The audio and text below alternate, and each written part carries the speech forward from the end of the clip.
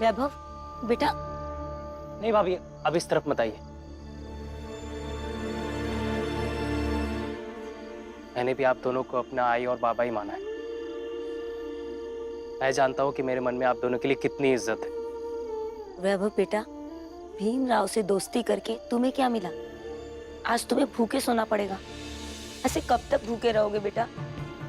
मुझे बहुत परेशानी होती है तुम्हें ऐसे देखकर।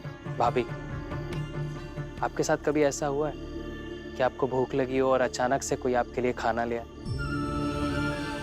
नहीं वैभव, ऐसा तो कभी नहीं हुआ। लेकिन मेरे साथ भी आज पहले दिन ही होगा। मुझे पूरा विश्वास है अपनी दोस्ती पर कि मेरा दोस्त भीमराव मुझे भूखे पेट नहीं सोने देगा। वो मेरे लिए खाना लेकर आता ही होगा। वैभव देव जी,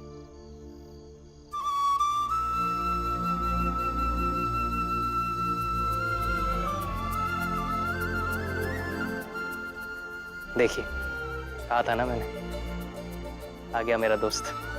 हमने सोचा आपने कुछ खाया नहीं होगा, इसलिए मैं और रमा खाना लेकर आए। ये आप क्या लगा रखा है? तुम बोलो भीमराव।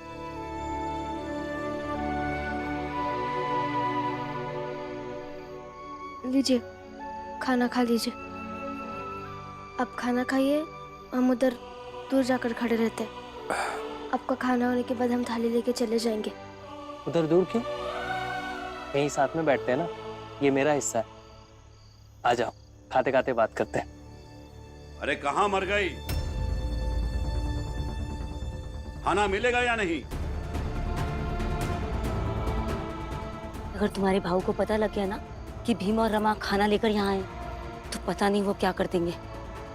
भाभी, शिक्षा व्यक्ति को मजबूत और निडर बनाती है ताकि वो हर गलत चीज से मजबूती के साथ लड़ सके। आप चिंता मत कीजिए, जो होगा देखेंगे। अरे जूता खाओगी या अंदर आओगी? जी जी आई। लेकिन वैभव, एक शिक्षित व्यक्ति को यह भी करना चाहिए कि वो जितना अवरोध कम कर सके उतना करे। इसलिए हम दोनों वहां दूर जाकर खड़े रहते हैं। तब तक आप आराम से। फिर से आप। तुम खाना खा लो। वहीं बैठते हैं, कोई बात नहीं, आ जाओ। लेकिन कोई बात नहीं, आ जाओ।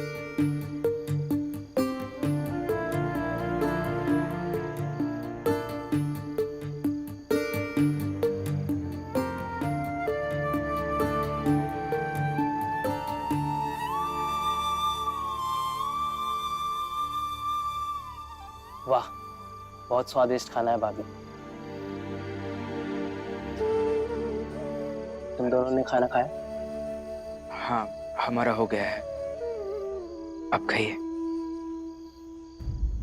कबीर प्रेम ना चखिया, चखी ना लिया सा,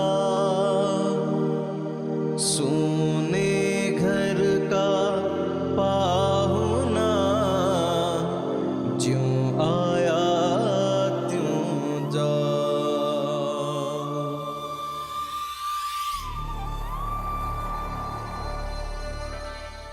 देखा देखा, आइए।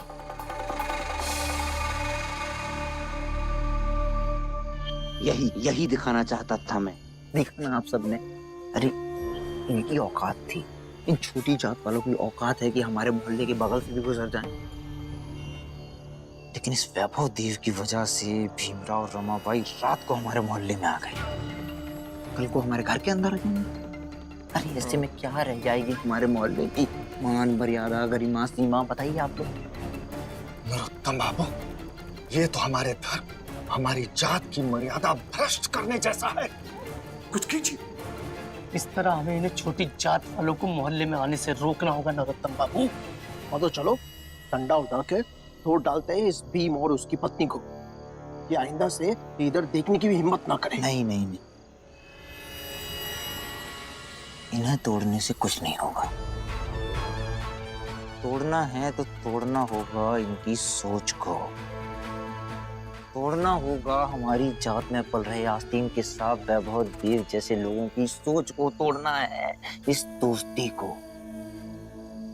क्योंकि अगर ऐसी दोस्ती बनने लगी ना, तो आप लोग ही सोचिए क्या अंतर रह जाएगा हम उच्च जाति और छोटी जाति के लोगों के बीच में।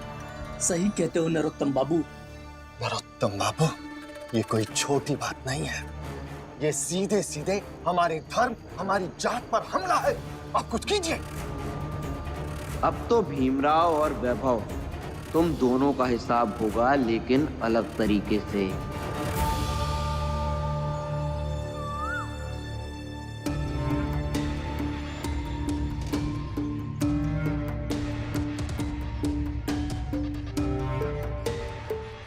ए धोबी, रुक।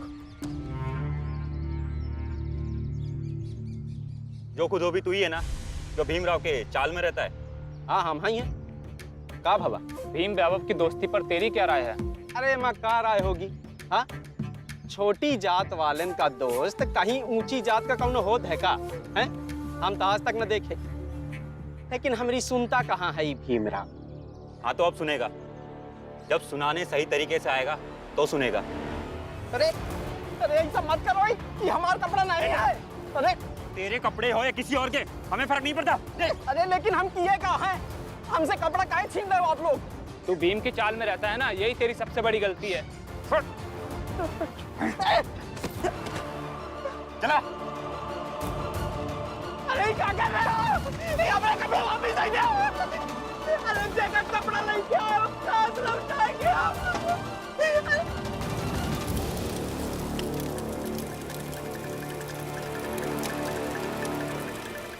चलो चलो।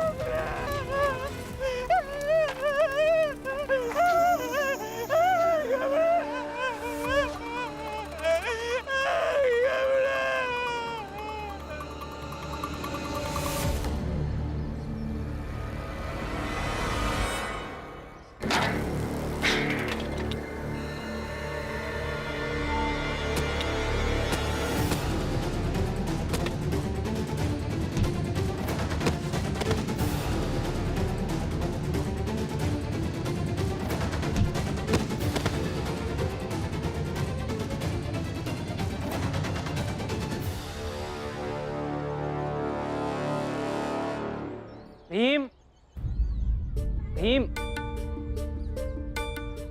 भीम।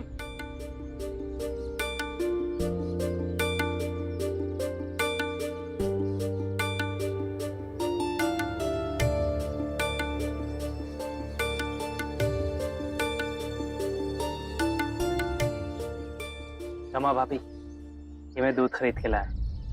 मेरे लिए चाय बना दीजिए और भीम को दूध दीजिए।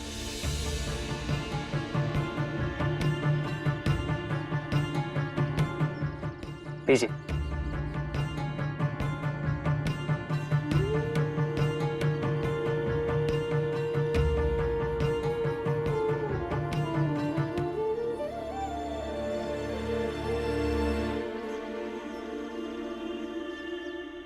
अरे आप सब ऐसे क्या देख रहे हैं? कल रात मैंने भीम के घर का खाना भी खाया था और शाम को चाय भी पी। वो क्या है ना, उनके सारे रिश्तों ने अपने यहाँ खाना खाने से मना कर दी। और कहते हैं ना, जब खून के रिश्ते काम नहीं आते तो दोस्त काम आता है। इसलिए यहाँ आ गया चाय पीने।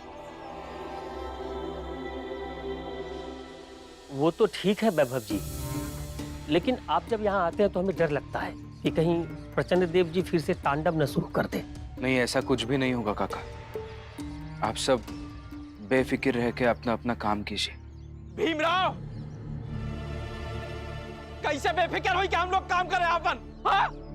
ये देखो क्या हाल बाबा मेरे कपड़न का। ये देखो क्या हाल बाबा मेरे हाथन का। चुकू भीमराव, वैभव देव जी, आपकी दोस्ती ने हमारा सब कपड़ा जला दिया।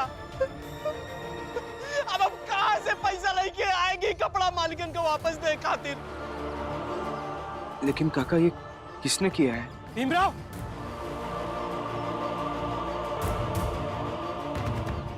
जिसने भी किया हो वो इसलिए किया है क्योंकि तुम अपनी औकात से ज्यादा बढ़ गए हो। छोटी जात का व्यक्ति जब ऊंची जात जैसे सपने देखता है ना, तो उस सपने की कीमत पूरी जात को चुकानी पड़ती है, और हम चुका रहे हैं। अरे तुम्हारे चक्कर में मेरे सारे कुल्लड़ तोड़ दिए, अब मैं खरीदूंगा कैसे बताओ?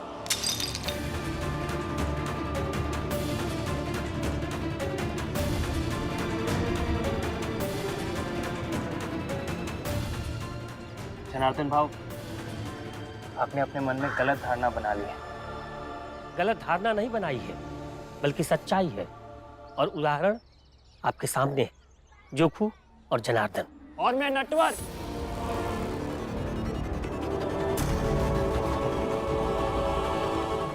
उन्होंने मुझे धक्का दिया, मेरे काम से मुझे लौटा दिया और कहा सबसे पहले भीमराव और वैभव जी को समझाओ कि उनकी दोस्ती का नुकसान हमें उठाना पड़ रहा है।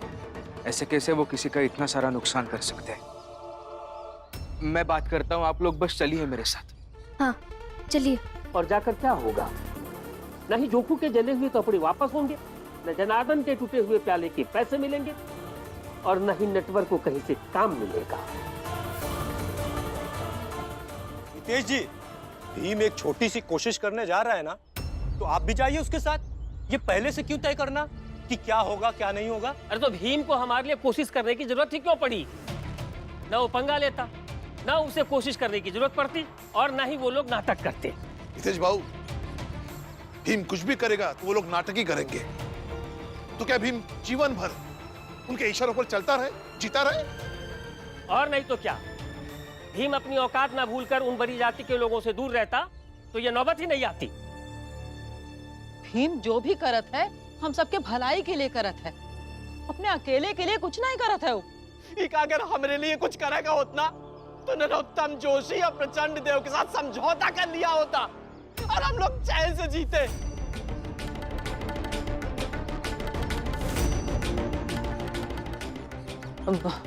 देखो, हमको क्या लगा था ना जोकू कि हम लोग कहीं और चल के रहते हैं, जहाँ हमके कोई जानत ना हो, वह शांति से रहेंगे, अपना काम धंधा करेंगे। कहे इनके दोस्ती के तोड़ना चाहत हो।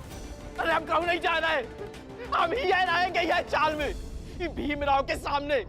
यह देखे कि कैसे हम ही के कारण दर्द, बेबस और लाचार के जिंदगी जी रहे हैं।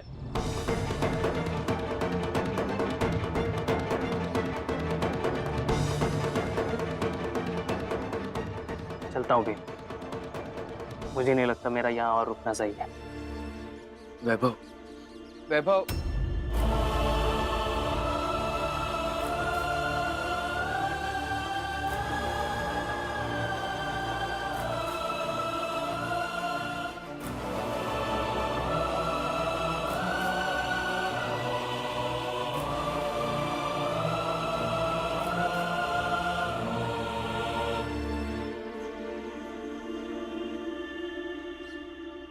सुनिए सुनिए,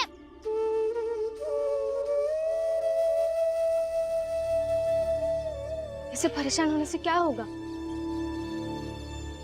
बताइए ना, क्या होगा ऐसे परेशान होने से? समझ नहीं पा रहा हूँ कि ये उच्च जात के लोग इतनी नफरत क्यों करते हैं रमा? इनके दिल और दिमाग में हमारे लिए इतना जहर क्यों है? एक सिर्फ दोस्ती बर्दाश्त नहीं होती इन लोगों से। हमारी दोस्ती तोड़ने के लिए इतना गिर गए लोग, इतना। दिक्कत मुझसे है ना, मुझसे उलझे, मेरे साथ जो चाहे वो करे, मार डाले मुझे, लेकिन जोखू काका, जनार्दन काका, नटवर, इन सब की क्या गलती है रमा? और मिलता क्या है इन लोगों को उन सबको परेशान करके? यही मिलता है कि आप जैसे शांत व्यक्ति भी अशांत हो जाते, और वो जानते हैं कि आपको अपने दुखों से कभी दुख नहीं होगा, किसी दूसरे को दुख होगा तो आपको तकलीफ जरूर होगी। लेकिन मैं अकेला कहाँ कहाँ जाऊंगा रमा? कब तक जाऊंगा? रास्ते में किसी को भी धक्का मार देते हैं, लोगों का सामान फेंक देते हैं, तोड़ फोड़ देते हैं। मैं क्या करूं अकेला रमा?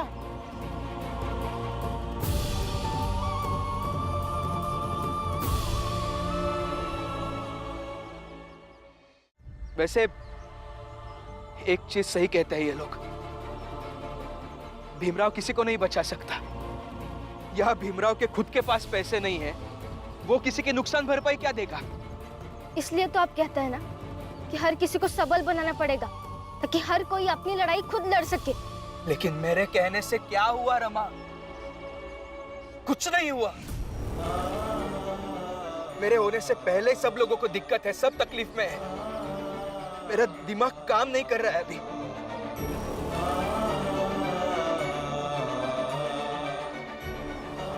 अब यहाँ बैठे हैं। अब ये क्या कर रही हो तुम?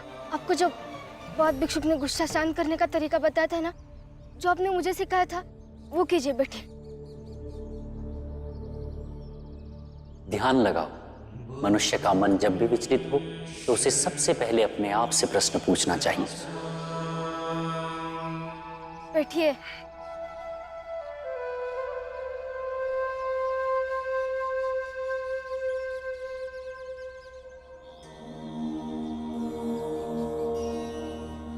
बुद्धं शरणं गच्छामि, धम्मं शरणं गच्छामि, बुद्धं शरणं गच्छामि, धम्मं शरणं गच्छामि, बुद्धं शरणं गच्छामि। हमारी जात के लिए लड़ने वाले आप ही तो एक नायक हैं। आप भी परेशान रहेंगे, बिखर जाएंगे तो कैसे हमारी लड़ाई चलेगी, पड़ेगी और जीत होगी। और आपकी पत्नी होने के नाते आपको शांत और संगठित रखने की सबसे ज्यादा जिम्मेदारी मेरी होती है। अब ये दोनों पता नहीं अचानक से क्या करने चले गए। करेंगे क्या आई? वो दोनों पति पत्नी फिर से कोई नई योजना में काम कर रहे होंगे कि कैसे दूसरों से उलझा जाए, कैसे नई मुसीबतें खड़ी की जाए। जो लोग जिम्मेदारी लेना जानते हैं उन्हें ही दूसरों की तकलीफ में अपनी तकलीफ दिखाई देती है। सिर्फ अपने लिए जियोगी ना तो कभी भी रमा और भीम को नहीं समझ पाओगी। ये तो आपका अंधविश्वास है दीदी, जो आपको लगता है कि रमा और भीम दूसरों के लिए जीते हैं। कभी हमारी नजर से देखेंगी तो आपको दिखेगा कि वो दूसरों के लिए जीते नहीं है, बल्कि परेशानियां पैदा करते हैं। आई ने इस बार कुछ गलत नहीं कहा है। आप ही बताइए ना, क्या वो रोज रोज नई परेशानियां नहीं लाते हैं? लक्ष्मी तुम चुप रहोगी? भीम और रमा दुनिया में सबसे खराब है। ठीक? खुश?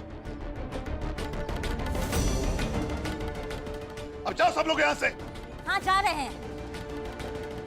चलो लक्ष्मी, बाजार से जाकर फल लेकर आते हैं।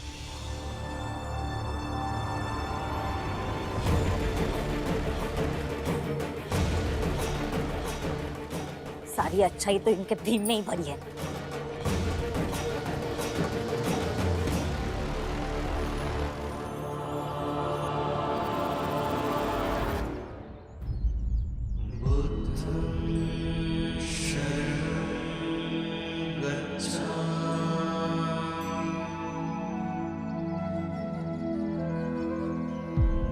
अब ठीक है, आप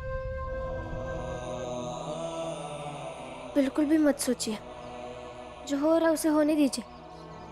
लोग इस पर चुप नहीं रहेंगे। जब आप वैभव जी से दोस्ती तोड़ देंगे, वो फिर कुछ ढूंढेंगे, वो फिर आपको परेशान करेंगे और धीरे धीरे आपकी इच्छाओं पर नियंत्रण करेंगे। इसलिए आप अपनी ईमानदारी से अपना काम कीजिए, सिर्फ ईमानदारी से।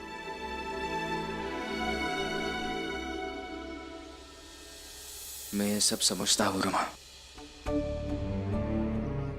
लेकिन